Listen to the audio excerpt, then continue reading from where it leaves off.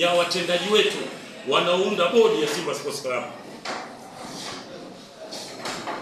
Mwekezaji wetu, kipenzi chetu, mwana Simba mwenzetu, yeye ana mambo matano ama sifa tano ndani ya klabu yetu ya Simba. Cha kwanza ni mwanachama mwenzetu, lakini cha pili ni mwekezaji wa Simba Sports Club kwa mujibu wa katiba, lakini cha tatu ni mdhamini wa klabu ya Simba kwa mujibu wa matangazo tunafanya nao biashara, lakini cha nne ni rais wa heshima kwa mujibu wa katiba, sio rais wa heshima kwa matakwa labda ya wazee fulani ama watu fulani. Hapana, kwa mujibu wa katiba ya Simba, Mohamed Dewji Mo ni rais wa heshima. Na la tano, mwekezaji wetu, mdhamini wetu, rais wetu wa heshima, mwanachama mwenzetu ni mwenyekiti wa bodi ambayo ndio inaofanya shughuli zote, kuchakata kila kitu kwa kukasimu kupitia mtendaji wetu ambao ni CEO, lakini malengo yote, kila kitu ni bodi. Hivyo kama kuna mabaya yote yamefanywa na bodi chini ya mwenyekiti Mohamed Dewji Mo, na kama kuna mazuri yoyote yamefanywa chini ya bodi, chini ya mwenyekiti wetu Mohamed Mo. Na kama ni sifa, tupeane sifa wanasimba wote, na kama kuna sehemu ya kujikosoa, tujikosoe wanasimba wote. Sasa tamko letu hili ama mazungumzo yetu haya ama mazungumzo yangu mimi haya kama mjumbe wa kamati ya katiba, ninawakumbusha wanachama na mashabiki wa Simba, muitambue kwanza katiba. Wakati tunaipitisha katiba, msajili wa vyama alisema haya madodoso ya katiba msiende kuyaweka kama kumbukumbu, mkasome muelewe. Mtu yoyote asioelewa katiba yake linakuwa janga kubwa na balaa kubwa, kwa sababu anaweza kufanya kitu akaona yuko sahihi kumbe anakosea. Sasa mimi naongea hapa kama mjumbe wa kamati ya katiba, lakini ni mwanachama wa Simba. Nitaongea kwa kuizungumzia katiba, majukumu yake, na kuwakumbusha wajumbe wa bodi majukumu yao, na hasa upande wa mwekezaji ambaye yeye ana nafasi 5 kwenye Simba yetu. Ni mwenyekiti wa bodi, ni mwekezaji, ni mdhamini, ni mwanachama mwenzetu, ni rais wa heshima. Anatakiwa awe mbele kwa nafasi hizi 5 kuhakikisha Simba haitetereki, haiyumbi, na kila kwenye ufa yeye wa kwanza kuziba kwa nafasi 5 hizi.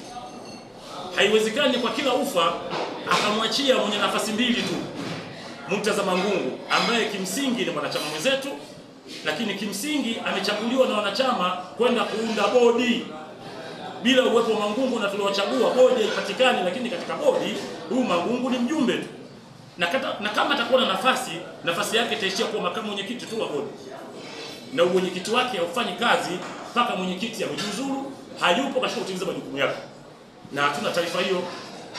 Kwa hiyo tunazungumza haya kwa maana kwanza wana Simba muijue Simba muundo wake na majukumu ya wanaotuongoza, nani anatimiza majukumu yake, nani kagafika katika majukumu yake, nini kifanyike. Tunawahitaji wote.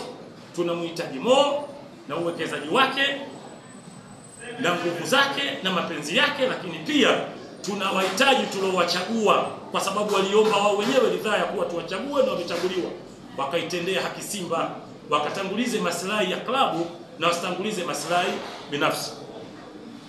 Kubwa katika maongezi yangu sana, nitamkumbusha mwenyekiti Mo.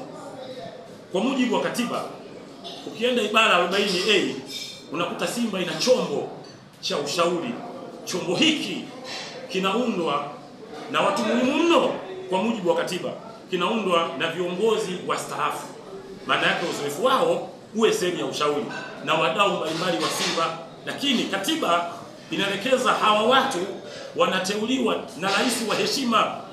Hawateuliwi na mwenyekiti wa Simba wa kuchaguliwa, wanateuliwa na rais wa heshima ambaye ndio mwenyekiti wetu wa bodi, ambaye ndio mwekezaji wetu, ambaye ndio mdhamini wetu.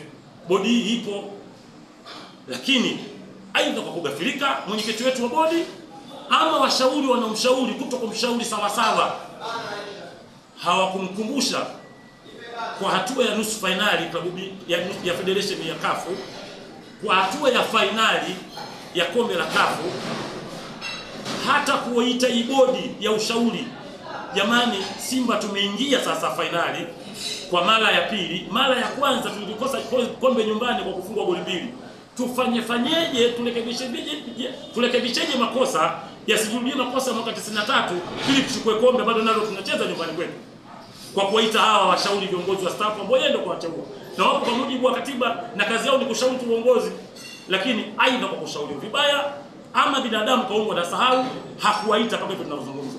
Na hii bodi ni bodi nzito, iko chini ya mwenyekiti wake Mheshimiwa Jaji Mihayo, ambaye upande mmoja ni mjumbe wa kamati ya wadhamini, bodi ya wadhamini ya Simba Sports Club, lakini upande mwingine ni mwenyekiti wa baraza la ushauri. Halijaja kushauri. Lakini si hivyo tu, bado tumeendelea kupambana, tumepata matokeo mabaya ambayo wana Simba tukiyategemea ya CRDB kwa kutolewa. Maana yake makombe yalikuwa tunategemea 2, basi likabaki kombe moja la NBC. Kombe la NBC, mapambano yalipopambana baina ya wanachama, mashabiki na bodi, tukajikuta tumebaki na mechi moja tu. Mechi ilikuwa na maneno mengi sana. Mechi ya Simba na Yanga ndio mechi ya kuamua bingwa ni nani. Hili ni jambo zito, ni jambo linalogusa hisia za Watanzania, hususan wana Simba. Nilitegemea mwenyekiti wa bodi aite baraza la ushauri. Huyu tunayecheza naye amekuwa anatusumbua nyakati za karibuni, na tunakwenda kukutana naye na ni mechi ya kufa kupona tupate ubingwa. Tunajiandaje? Tumeiendeaje hii mechi? Lakini aidha kusahau ama kujishauriwa vibaya hali kufanyika. Na bodi ya washauri ya Simba Sports Club kwa mujibu wa katiba ina watu mahiri sana ambao wako humo, ambao wanajua sana kumshughulikia ujamaa wetu tulocheza naye. Akatufunga goli na bahati goli 2. Wako mule, lakini hawakuitwa kwa maana kutoa ushauri, kwa sababu pale ilikuwa ni kufa ama kupona. Sasa haya yote ukiangalia kwa mujibu wa katiba ni madhaifu ya juu kwenye chombo kinachosimamia shughuli za kila siku ambacho ni bodi, na mwenyekiti wake ni mwekezaji wetu. Tunamtaka sana, tunampenda sana, ajitafakari katika haya, na wale ambao wanamshauri aangalie ushauri wao kama unatija katika afya ya klabu yetu na mpira kwa ujumla wake. Lakini sivyo hivyo tu, ukiangalia katiba yetu ya Simba ibara 40 namba 1 inazungumzia mkurugenzi wa wanachama. Huyu mkurugenzi wa wanachama yeye anajikita katika kusajili wanachama. Simba haina wanachama wapya. Mwanachama wa Simba mwenye umri mdogo hivi sasa napoongea miaka yake ni 40 45.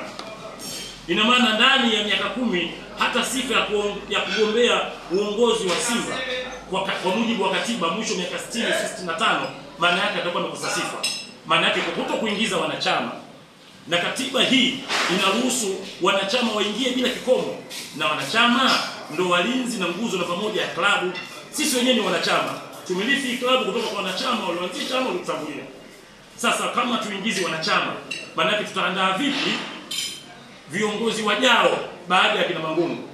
Na ili tuandae lazima wawepo sasa kwa miaka 25, miaka 20, miaka 30, wawepo ndani ya Simba wajifunze, kisha wapate uzoefu waje kuwa viongozi wa juu, tupate viongozi makini. Lakini mpaka sasa tunaingiza wanachama, na ukiuliza wanakwambia mwenyekiti wa bodi ameshauriwa na watu wake, wanachama wafai, wanachama wataleta vurugu. Ukiuliza wanakwambia klabu haina budget ya mkurugenzi wa wanachama. Sasa kama klabu haina budget ya mkurugenzi wa wanachama, ukiangalia usajili wa wachezaji wetu, kuna wachezaji wengine toka wamesajiliwa hawajawahi kuvaa jezi wakacheza kwa kusaidia klabu yetu. Kwa nini msimwache wewe kumshahara akakuwa mkurugenzi wa wanachama, akafanya ile jambo la kuingiza wanachama, lakini akafanya jambo la kikatiba la uchaguzi wa matawi, wilaya, mkoa kwa nchi nzima, ambapo jambo hajafanyika. Na ile jambo kwa kufanyika linavunja katiba, na ili lifanyike lazima mkurugenzi wa wanachama ajiliwe. Na kwa taarifa ambazo zipo na Simba wote wanajua, mkurugenzi wa wanachama mchakato wake ulishafanyika, ukafanyika usaili, watu wakafanywa usaili, bado kutangazwa. Sasa ni mwaka huu tunasubiri mkurugenzi wa wanachama apatikane kwa afya na maendeleo ya klabu. Halifanyiki, nani wa kulifanya? Si kiongozi wa matawi, sio Murtaza Mangungu, ni bodi chini ya mwenyekiti Mohamed Mo. Kwa hiyo maneno yetu haya ndani yake yanakuelimishana, ndani yake yanakukumbushana kwa ajili ya afya ya klabu yetu. Tunakumbushana na kuwaasa wana Simba na kuwaasa mashabiki, kwanza tutulize jaziba. Tutulize jaziba. Tutakapokuwa na jaziba, tutakushindwa kutafakari mambo yetu, tutashindwa kutengeneza mambo yetu.